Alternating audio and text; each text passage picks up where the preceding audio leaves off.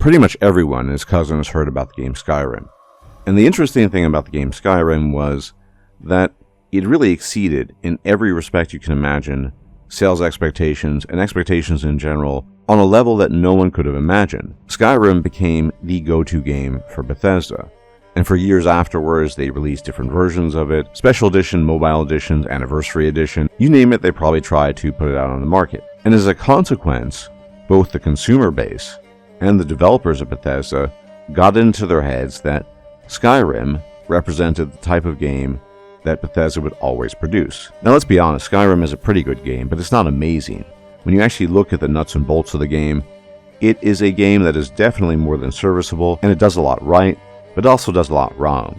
And the truth about Skyrim is its longevity is almost entirely due to the work and efforts of mods, and the players who continue to play the game modded, in some cases with thousands of mods, if you can even imagine that. But this success, whatever its ultimate reason, led to a sort of collective delusion on the part of both the developers and the player base. Namely that every game that Bethesda made after Skyrim would have this quality, although, like I said, Skyrim isn't exactly the most high quality game, but despite that, nonetheless, that it would have the same mass appeal. And guess what?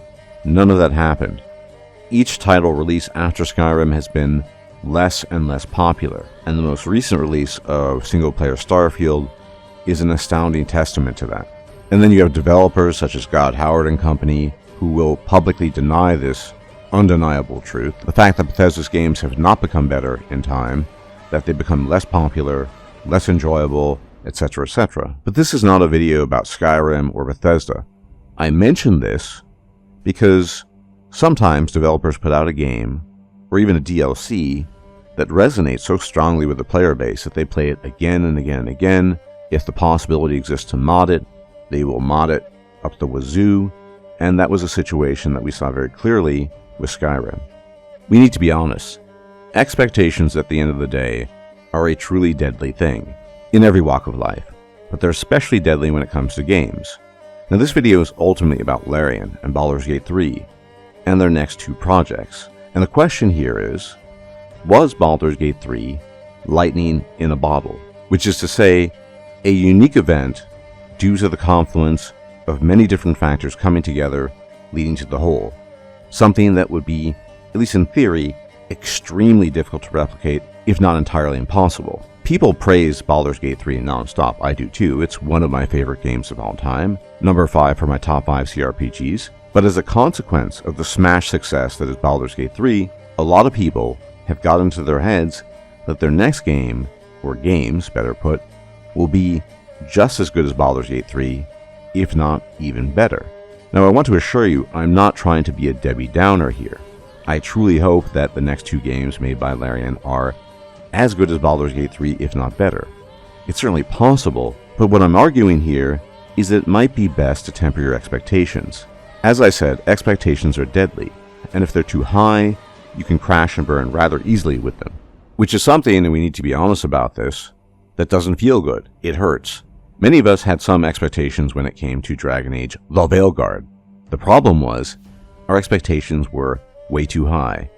And I have to say, the expectations for Dragon Age The Veilguard were not particularly high in general. It's just that the game was so abysmally bad that our expectations were completely dashed, and many of us felt betrayed, rightly so I think. Now, I'm not making the claim here that Larian's games could ever be as bad as Dragon Age The Veilguard. I think it's nigh impossible. But what I am saying and claiming is that Baldur's Gate 3 and its success were the result of a unique set of circumstances that came into play that might be very, very difficult to replicate. So let's think about Baldur's Gate 3, and let's talk about some of the factors that made it successful. A lot of people, for example, don't want to acknowledge the fact that Baldur's Gate 3 owed a lot of its success, its popularity, and its reputation, especially in the beginning, to the legacy of Baldur's Gate 1 and 2.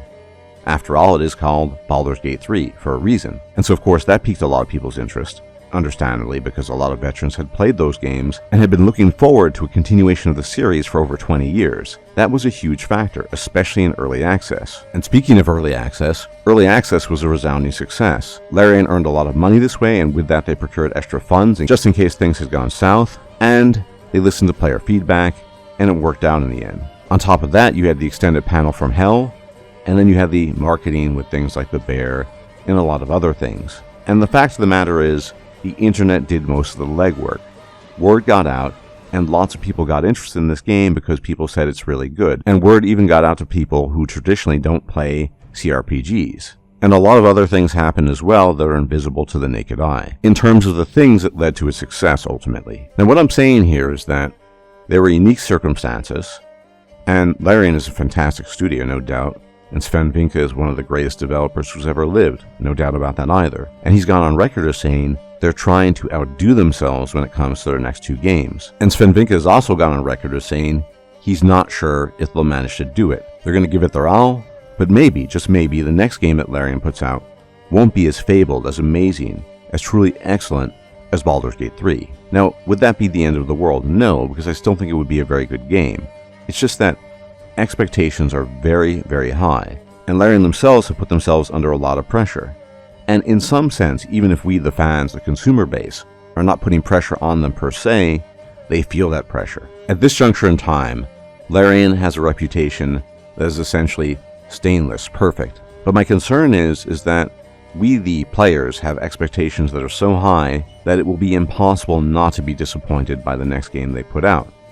Now, I don't think, as I said, it's going to be a bad game. I think that's almost impossible. And in no way, shape, or form could it ever be as bad as something such as, say, Dragon Age Lorvaleguard. I don't think that's humanly possible, given the fact that Sven Vincke is at the helm and his team is amazing. But we need to be aware and prepared for the possibility that Baldur's Gate 3 might truly have been a lightning-in-the-bottle event, something that can never be replicated to the same degree. Now, as I've stated a few times, that doesn't mean the next game or games will be bad. They won't be. They'll be almost certainly quite good. But will they be as good as Baldur's Gate 3? That's the question.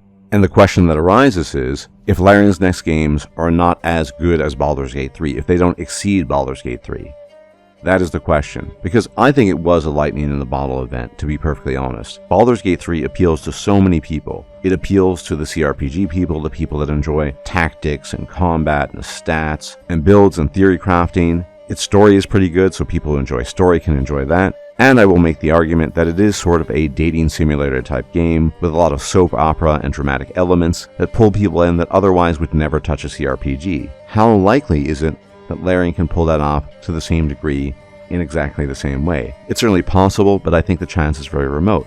And if it comes to pass that the next few games by Larian are just very good games and not outright amazing, I think that's perfectly fine. It will not be for want of trying on the part of Larian. Like I said, lightning in a bottle is very, very difficult to conjure, and it involves many factors that are outside the control of the developer, and frankly speaking, outside the forces of conscious minds, to be perfectly blunt. But let me know what you think.